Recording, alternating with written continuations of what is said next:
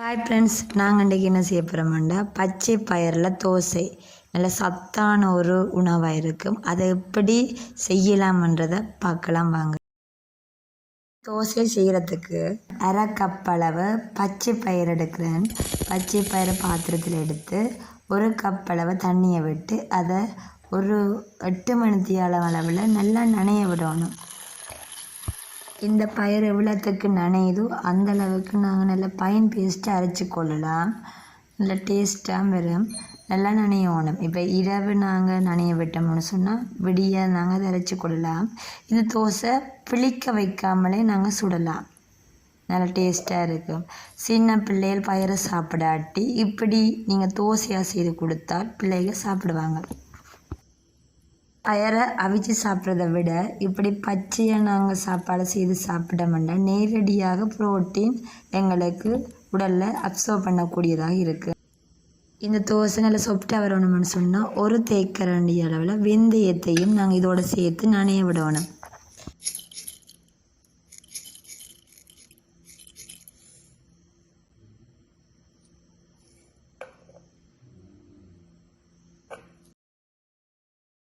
பயிர் 8 மணித்தியால அளவில் நனைஞ்ச பிறகு பாருங்க இப்படி வந்திருக்குண்டு.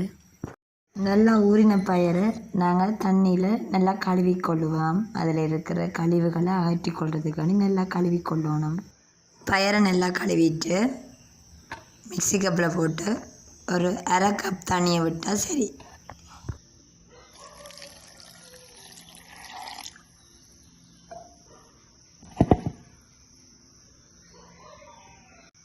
நல்ல பைன் பேஸ்ட்டாக அரைச்சி எடுத்துக்கொள்ளணும். இப்போ தோசைக்கு தேவையான மாவு எடுத்துக்கொள்கிறேன். 2 சுண்டு கோதுமை மாவு போதுமானதாக இருக்கும். அரை சுண்டு பயிருக்கு 2 சுண்டு காணும்.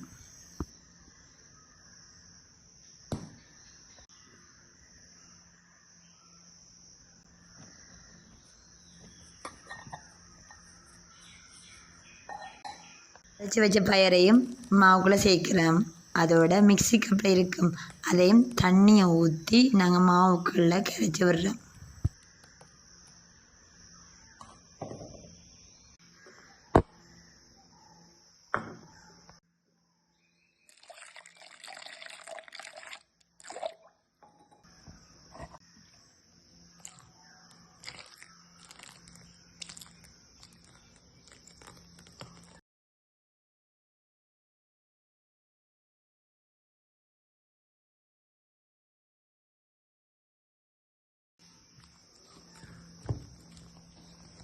நல்ல தோசை பதத்துக்கு நல்லா குழச்சி எடுக்கிறேன்.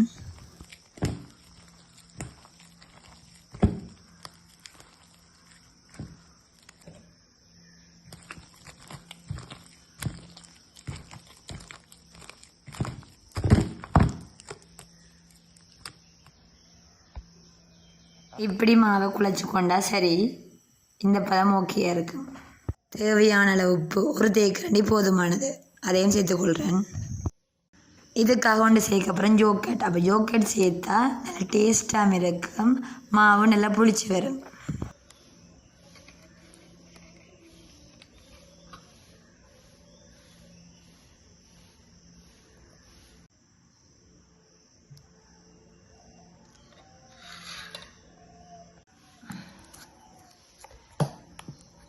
யோகட் சேர்த்ததுனால நாங்கள் நிறைய நேரம் புளிக்க வைக்க தேவையில்லை. ஒரு அரை மணித்தியாலம் நாங்கள் வச்சாலே போதுமானதாக இருக்கும். மா புளிச்சு வரும்.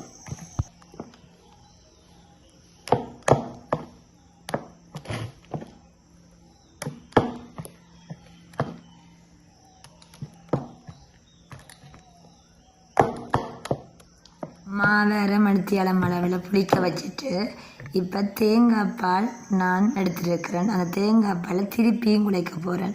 நல்லா டேஸ்ட்டாகவும் சாஃப்டாகவும் வரணும்னு சொன்னால் தேங்காய் பாலில் என் தோசையை நாங்கள் குழைச்செடுப்போம். நல்லா டேஸ்ட்டாக இருக்கும்.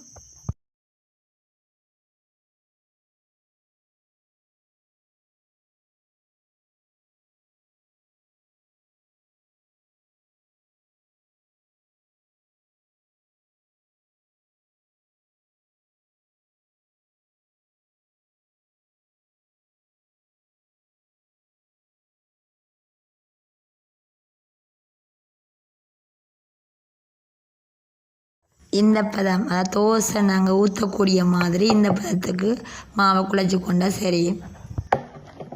இப்போ வாங்க தோசையை நாங்கள் சுட்டெடுப்போம். பயறு தோசை நல்ல சத்தானது, உடலுக்கு ஆரோக்கியமான இந்த தோசையை நீங்களும் வீட்டில் ட்ரை பண்ணி பாருங்கள். நல்ல டேஸ்டாகவும் இருக்கும், சத்து நிறைஞ்சது, உடலுக்கு ஆரோக்கியமானது. இதை சுடையக்க நல்லெண்ணெய் யூஸ் பண்ணுங்க, நல்லா இருக்கும்.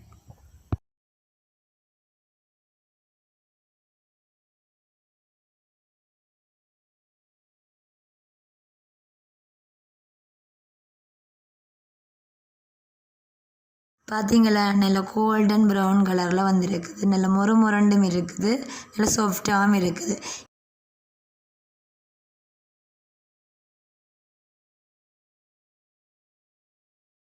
இந்த தோசை மாவில் குண்டு தோசையாகவும் சுட்டுக்கொள்ளலாம். இதுவும் நல்ல முரண்டு நல்ல டேஸ்ட்டாக வந்தது. சின்ன பிள்ளைங்க நல்லா விரும்பி சாப்பிடுவாங்க. இதை நீங்கள் சின்ன பிள்ளைகளுக்கு செய்து கொடுங்க. இந்த வீடியோ உங்களுக்கு யூஸ்ஃபுல்லாக இருக்கும். மறக்காமல் சப்ஸ்கிரைப் பண்ணுங்கள், லைக் பண்ணுங்கள். தேங்க்யூ ஃபார் வாட்சிங்.